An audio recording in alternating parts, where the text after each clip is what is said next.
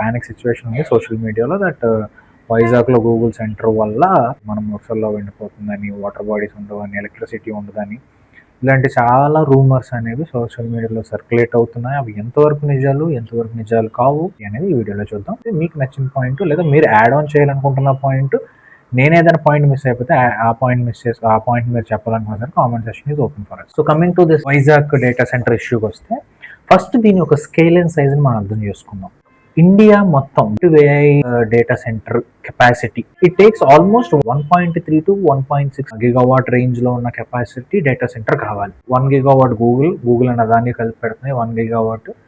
And then we have Reliance Vizag, వాళ్ళు 1.5 gigawatt పెడుతున్నారు. That ఎయిర్ట్రాంగ్ Vizag is also investing 2 gigawatt data centre in Visakhapatnam అని చెప్పారు. 4.5 గిగావాట్ అంటే మనం ఓన్లీ 1.3 to 1.6 భారతదేశం అంతకి కావాలంటే మనం 4.5 ప్రొవైడ్ చేస్తాం, which is very huge.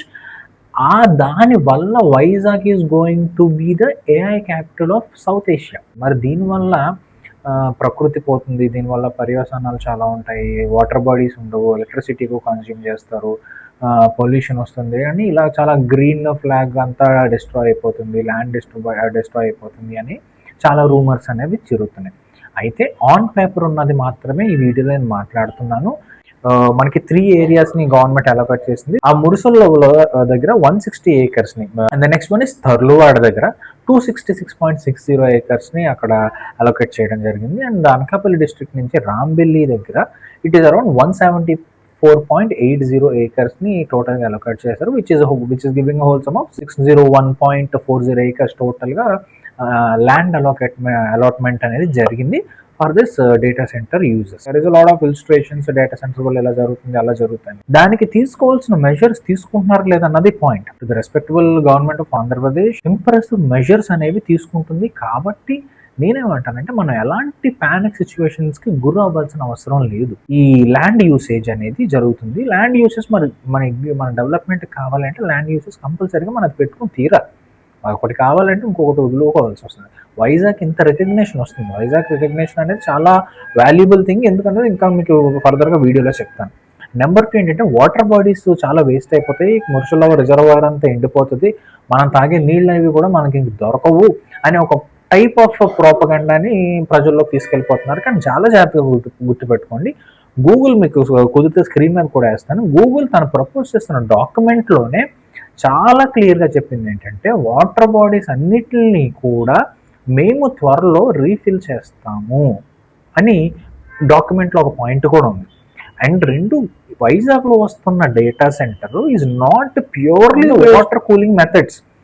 Google అనేది ఒక కొత్త టెక్నాలజీ తీసుకొని వస్తుంది especially for Vizag data centre. ఏమిటి అంటే ఓన్లీ వాటర్ వల్లనే మెషిన్స్ కూలింగ్ కాకుండా ఎయిర్ వల్ల కూడా కూలింగ్ అయ్యేలాగా కొత్త టెక్నాలజీని తీసుకొచ్చి, అంటే కంప్లీట్గా దానివల్ల కాదు, so both combination of air and water వల్ల జరిగే కూలింగ్ మెజర్స్ని గూగుల్ అనేది వాడుతుంది అని వాళ్ళ డాక్యుమెంట్లో మెజర్ చేశారు. మనకి there is a lot of water which is directly going and mixing with the sea. Godavari నుంచి ఒక కెనాల్ని పోలవరంలో ఉన్న లెఫ్ట్ కెనాల్ వైపుకి తీసుకెళ్ళి గోదావరి వాటర్ని వేస్ట్ ఏదైతే వెళ్ళి సీలో కలిసిపోతుందో ఆ వాటర్ని తీసుకొని వచ్చి ఇక్కడ యూజ్ చేయడానికి ప్లాన్స్ అనేవి జరుగుతున్నాయి.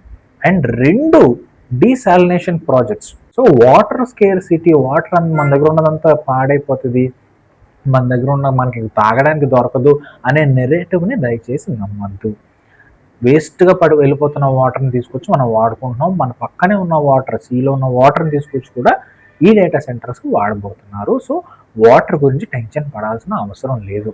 ఇంకా ఎలక్ట్రిసిటీ అంటారా, 22,000 crore రూపీతో ఒక project along with Google and Andhra Pradesh government తీసుకొస్తున్న ప్రాజెక్ట్ అంటే green energy projects. Andhra Pradesh is attracting lot of green energy projects అనమాట. ఎనర్జీని తీసుకున్న ఆ ఎనర్జీనే డేటా సెంటర్స్ వాడేలాగా డాక్యుమెంట్ అనేది మనకి వాళ్ళకి జరిగిన మూవీలో ఆ డాక్యుమెంట్లో ఉన్న పాయింట్స్. ఇవన్నీ నేను వేగ్గా చెప్పట్లేదు, మీకు కుదిరినంత వరకు నేను స్క్రీన్ షాట్స్ అని స్క్రీన్ మీద వేయడానికి ట్రై చేస్తుంటాను. Please do watch. ప్రాబ్లమ్స్ ఉన్నాయి కానీ దానికి కావాల్సిన రెస్పెక్టబుల్ మెజర్స్ అనేవి కూడా 100% తీసుకోవడం జరుగుతుంది. Please my sincere request to all the Vizag people and all the Andhra Pradesh people is like ల్యాండ్ని మనం ఇన్వెస్ట్మెంట్ పెట్టుకొని ఈ వాటర్ బాడీస్కు ఎలక్ట్రిసిటీకి వేరే ఉన్న other immunities other environmental causes ఎకో సిస్టమ్కి డ్యామేజ్ అవుతున్న కాజెస్కి ఆన్ పేపర్ వాళ్ళు ఇస్తున్న మెజర్స్ అన్నీ కూడా కరెక్ట్గా ఫాలో అవుతున్నారా లేదా అనేది చూసుకుంటూ మనం ఈ డేటా సెంటర్కి సపోర్ట్ అనేది ఇచ్చామనుకోండి, it will be very beautiful project. And Visakhapatnam will be the South Asia's AI capital. Prime minister of Modi గారి వల్ల చాలా దేశాల దగ్గర బలంగా నిలబడి షేక్ హ్యాండ్ ఇవ్వగలుగుతున్నాం. India will be a super power.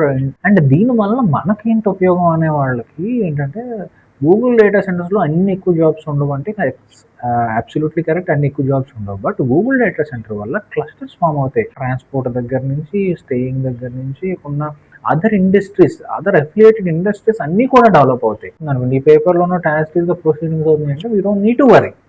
పేపర్లో ఎక్కడైనా ఎనీ పాయింట్ ఆఫ్ టైం పేపర్లో ఉన్నట్టు అవ్వకుండా మిస్గైడ్ అవుతూ లేకపోతే వేరే దారిలో వెళితే then we can start raising our voice. అంత కన్స్ట్రక్షన్ అయిపోయిన తర్వాత చెప్తే ఏమొస్తుంది, అందరు కన్స్ట్రక్షన్ అయిపోయిన తర్వాత మాట్లాడడం ఏంటి, ఇప్పుడే కదా మాట్లాడాలి అంటారు. ఇప్పుడు ఇలాంటి మేధావులకు నేను చెప్పేది ఏంటంటే, పీపుల్ మ్యాండేట్ ఆల్వేస్ ఫైనల్.